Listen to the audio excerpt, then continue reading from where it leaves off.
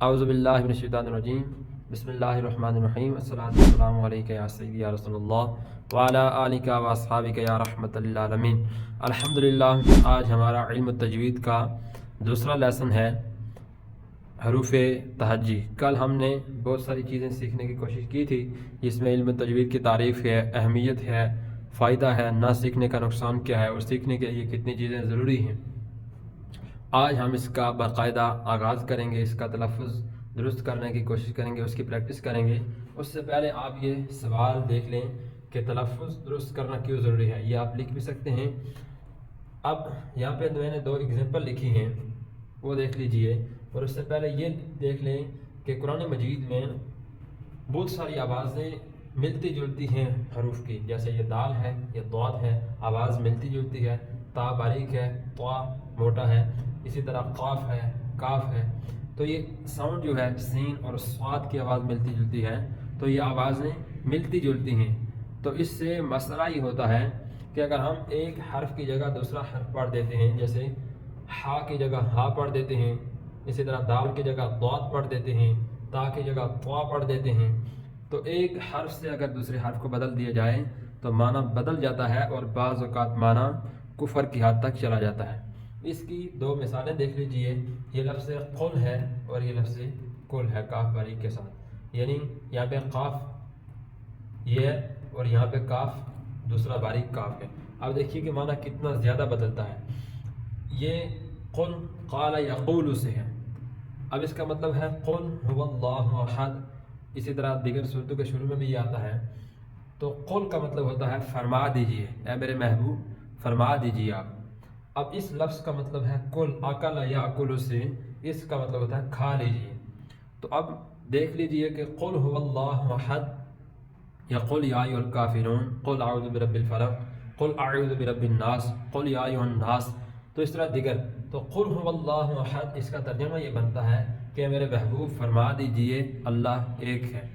تو اگر ہم اس قاف کی جگہ اس کاف کو پڑھتے ہیں کل، تو اس سے معنی اتنا بدلے گا کہ اکلا یا کل سے مطلب ہوتا ہے کھا لیجئے۔ تو اگر ہم اس قاف کی جگہ یہ کاف پڑھتے ہیں کل هو اللہ احد، تو معاذ اللہ اس کا مطلب یہ بنتا ہے کہ کھا لیجئے اللہ ایک ہے۔ اب کتنا معنی تبدیل ہو گیا۔ دوسری مثال قلب، یہ قاف موٹی ہے اور یہ کاف باریک ہے۔ اس قلب کا مطلب ہوتا ہے دل، ٹھیک ہے۔ قرآن مجید میں دونوں لفظ استعمال ہوئے ہیں، ٹھیک ہے۔ اس قلب کا مطلب ہوتا ہے دل، انسان کا جو دل ہوتا ہے۔ اس قلب کا مطلب ہوتا ہے کتا، ٹھیک ہے۔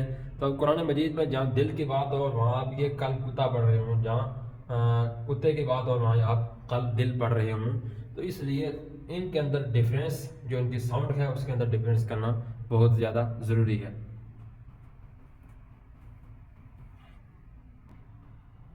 اب ہم سبق کی طرف چلتے ہیں، اس کو غور سے دیکھیے گا کہ یہاں پر 2 حرف ایسے ہیں، ایک ہے الف اور دوسرا ہے حمزہ۔ اب اس تختی کے اندر 3 ٹائپ کے حروف لکھے ہوئے ہیں۔ سب سے پہلے الف اور حمزہ، ان 2 کو مائنس کر لیجئے کہ جن کو لمبا کرنا ہے یا نہیں کرنا اس کے حوالے سے 2 الف اور حمزہ ان کو لمبا نہیں کرتے۔ اور یہ حمزہ ہے، الف کے اوپر بھی اگر زبر زیر پیش آ جائے یا کھڑی حرکات میں سے یا کوئی بھی حرکت آ جائے تو الف الف نہیں رہتا بلکہ حمزہ بن جاتا ہے۔ دوسرے وہ حروف ہیں جن کے اوپر یہ آپ کو مد کا نشان نظر آتا ہے، ان کو ہم 3 الف یا 2 الف 4 حرکات یا 3 الف 6 حرکات تک ان کو لمبا کر کے پڑھیں گے۔ سیمپل آپ نے ادھر اتنی بات یاد رکھنی ہے کہ جن پر مد کا یہ نشان لگا ہوا ہے ان کو ہم لمبا کر کے پڑھیں گے 3 حرکت تک اور 5 حرکت تک، 4 حرکت تک۔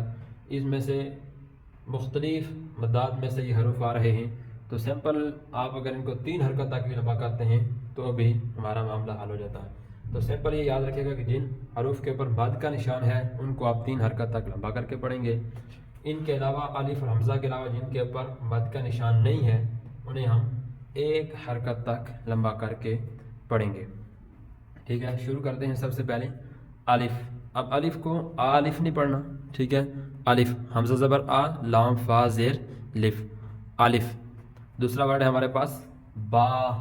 اب با کی ساؤنڈ جو ہے منہ کھولیں گے تو آواز نکلے گی با۔ اسی طرح تا، یہ تا باریک ہے، تا۔ اب ایک الف یعنی 2 حرکات ہوتی کتنی ہیں؟ تو یاد رکھ لیجیے گا کہ یہ آپ شہادت والی انگلی کو بند کرتے ہیں، ٹھیک ہے؟ شہادت والی انگلی کو بند کر کے آپ نے درمیانی رفتار میں کھولنا ہے، نہ تو اس کو بہت جلدی کھولیں گے اور نہ ہی بہت آہستہ آہستہ، اس کو درمیانی رفتار میں آپ کھولیں گے تو یہ ایک الف یعنی 2 حرکات ہے۔ اسی طرح جب آپ جیم پڑھیں گے یا دیگر جن حروف کے پر مد کا نشان ہے تو آپ نے 3 انگلیاں کم از کم، ٹھیک ہے، 3 انگلیاں کھولنی ہیں۔ پہلے یہ شہادت والی انگلی کھولیں گے، پھر ساتھ والی اور پھر تیسرے نمبر والی۔ تو جب جیسے ہم پڑھ رہے ہیں جیم، تو یہ 3 حرکات تک آپ کا سیمپل یاد رکھیے گا کہ 3 حرکات تک آپ نے اس کو کم از کم لمبا کرنا ہے، ٹھیک ہے؟ تو سا، ابھی سا کی آواز جو ہے یہ ساؤنڈ صحیح ہونی چاہیے، کلیئر ہونی چاہیے، کیونکہ حروف ملتی جلتی آواز والے ہیں تو اس لیے اس کی آواز کلیئر ہونی چاہیے۔ سا، آگے ہے جیم۔ اب جیم کی آواز جو ہے وہ ناک میں نہیں جانی چاہیے، کسی بھی ورڈ کی آواز نہیں جانی چاہیے۔ جیم، یہ جی ہے اور جی کو لمبا کریں گے تو آگے میم کو ملائیں گے تو لفظ کی ادائیگی ٹھیک ہو جائے گی۔ آگے ہے ہا، اس کی خلق سے آواز ادا ہوگی ہا۔ آگے ہے خا، یہ آسان ہے۔ دال، تو یہ اس کو لمبا کریں گے۔ لال، اس کو نرمی کے ساتھ پڑھیں گے۔ را، زا۔ اب زا کی جو آواز ہے یہ شہد کی مکھی کی بنبناہٹ کی طرح اس کی آواز آتی ہے۔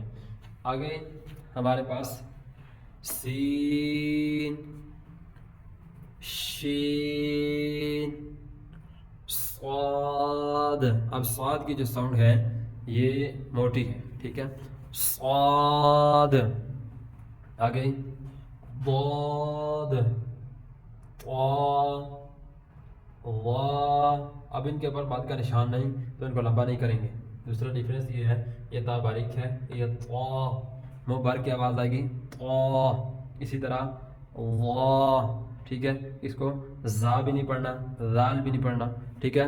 ظا۔ اور آگے عین۔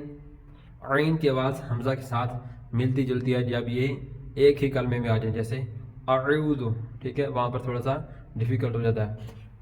اسی طرح غین، ٹھیک ہے؟ عین، غین، فا، قاف۔ یہ قاف بھی حروف مستعلیہ میں سے، اس کو موٹا کر کے پڑھیں گے۔ آگے کاف، یہ کاف باریک ہے۔ لام، میم، نون۔ اب ان پہ مد کا نشان بھی ہے، ان کو لمبا بھی کریں گے، ٹھیک ہے؟ واو، واو کی آواز، اس کو واو، درمیان میں الف ہے، شروع میں بھی ہونٹ گول ہوں گے اور آخر پہ بھی۔ واو، ہا، یہ ہا سینے کی طرف سے ادا ہوگا، ہا، حمزہ، یا۔ اب اس میں سے کچھ حروف ہیں جن کی آپ نے پریکٹس زیادہ کرنی ہے۔ ایک تو پہلی لائن میں سے یہ زا ہے اور یہ ذال۔